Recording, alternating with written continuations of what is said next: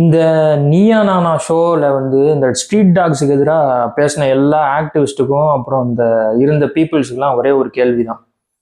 அந்த நேரத்தில் சொசைட்டியில் வந்து ஸ்ட்ரீட் டாக்ஸ்னால மக்கள் அஃபெக்ட் ஆனாங்க அப்படின்னு சொல்லிட்டு நீங்கள் போராடினீங்க கரெக்டாக? இப்போ இருக்கிற டைமில் சொசைட்டியில் எவ்வளோ பிரச்சனை இருக்குது, மழை சீசனில் ரோட்டில் அதுவும் மெயினாக எவ்வளோ குண்டு குழி இருக்குது, எவ்வளோ வாட்டர் தேங்குது, எவ்வளோ வேஸ்ட்டு வந்து இருக்குது, இதை பற்றிலாம் நீங்கள் பேச மாட்டீங்களா? அதனால நீங்கள் அஃபெக்ட் ஆகலையா?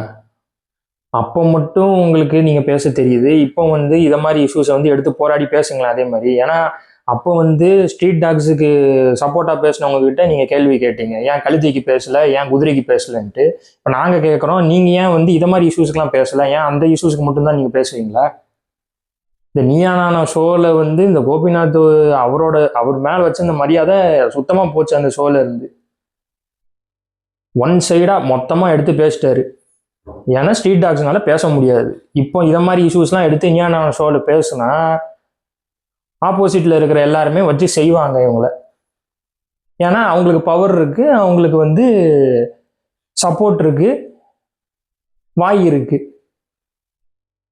அதனால இந்த இஷ்யூஸ்லாம் பேச மாட்டாங்க. தம்ஸ் அப்